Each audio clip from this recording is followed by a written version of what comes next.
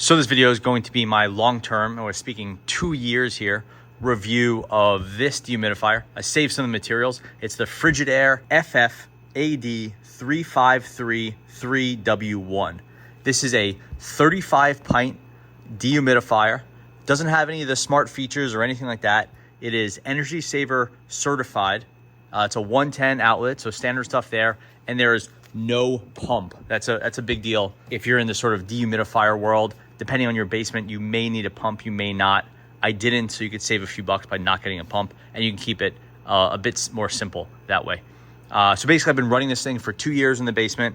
I run it at between 45 and 55% humidity level. Always keep it on low, and I have been cleaning out the filter maybe every 6-8 months, something like that. If I see the filter light, maybe I check it once a month or whatever. Maintenance wise, it's been basically free. Obviously, I have it plumbed here. I have a slop sink right there, and I don't need the pump, which is going straight out of the back through this hose down to my sink, and the sink has a pump on it. The setup for me couldn't be simpler, and I do have an electrical box right there. It's a GCFI, so I'm all covered from a power perspective, so I was pretty lucky there. But the basement was sort of set up with a dehumidifier in mind. In fact, you could see it's up on a stand. It's about 3.5 feet high, so it's elevated off the floor and it's dumping down into the slop sink. It's a really nice setup. The dehumidifier, it does tend to roll a little bit. It's on wheels, so this thing weighs about 45 pounds. I do have it blocked in with some pieces of wood and just some little clips here. It's very low tech, but it's been very stable there. I've had no problems with it kind of shifting around or moving. My other unit, I had a lot of problems with because if I had a power surge or the power dropped out for a second, it would turn off and not turn on.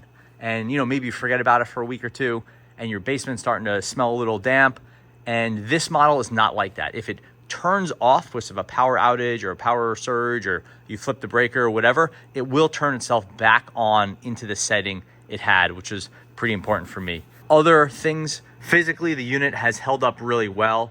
No yellowing, no mold, no kind of like weird cracks, anything like that. It looks practically new, which is really nice. Which again, I've been running it for just about 2 years here. This piece is still there. All the original hardware and everything's in good shape. I provided this hose, that doesn't come with it. There's that filter, it's all in really good shape. You can see it's actually pretty clean, so that's good.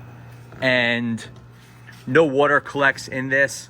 I can't dig at it now with one hand. No water collects in this. That's completely dry, which you're circumventing that entirely if you have the hose connected. So that all works really well. I've never seen any leaking or condensation or anything like that.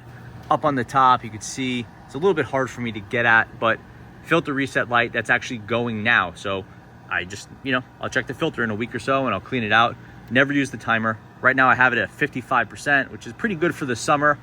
I keep the fan speed on low just to keep the power usage to a minimum, because I run this thing all the time. It doesn't run continuously, which I don't have that wet of a basement, but it does run a lot. And just, again, here's the setup. Hose down to the slop sink. The slop sink is below the exit from the house, so I have the pump here, and it's all really good. The one thing I would say is this pump has clogged once over the past 2 years. That's probably more from junk from my basement than it is junk from the dehumidifier, but you do have to be careful about this water runoff. It's just like anything else where it could have junk in it and dust. So you do have to clean out your pump if you have a pump like this. Otherwise, this could back up and you could be in for some pain. Again, here it just went into sort of the low mode. That was fan mode, so I'm at the right humidity point. So that's all good. As far as the electrical cord goes, I think it's about a 6-foot cord. It's a little bit on the short side, but totally fine. It's a triple prong, so it's grounded. This is the volume level on low with the dehumidifier off, just the fan. Basically silent. My old dehumidifier, I could hear from upstairs in my home. Clearly I'm in my basement. This one you can never hear. Okay, so running through some of the major features here, we have volume. I'd say the volume is very good. That low mode I think is key. Again, 35 pints is the right size for my basement. If you Google for an online dehumidifier calculator, you'll figure out the size you need. And again, I was gonna go up into the bigger one and I just didn't need it. 35 is perfectly fine for me. If you have a wetter basement or a larger basement, maybe you have to go up to 50 or 60 or whatever. This little chart here will help. Also, price-wise, these ones, you can get them on sale. They're not cheap. I think they're still going for like $250, $300 on sale, and retail is more like $350, something like that. But if you shop around, you can get an okay deal on it. It just, I didn't find the math was worth going to a 22, and then upgrading to a 50 or 60 was just gonna be overkill. It wasn't even like, is it worth the money or not? It's just like, there would be no benefit for me. It's just using more power. Got your UL tested, Energy Star. Energy Star was key for me. I just wanted to make sure it wasn't using too much power. This thing is, again, running all the time. Washable filter, that's true. I've used that before. Custom humidity control, that's the settings on top. Again, for a basement, you want to keep relatively free of like a damp feel or damp smell. You want to keep around 55% or so. Automatic shut off. That just means once you hit your humidity level, it is going to power itself either into fan mode or off entirely. And that's been working out for me. I have this thing centrally located in a fairly, good size, but not giant basement. And it's been totally fine. I never thought about needing a second unit or having to change placement. It has to be by a sink. There you go, it just turned off by itself. It hit that 55%. The fan went for a little bit. I don't know if that's a cooling thing or air circulation thing, and then it turned off, and now it's completely silent.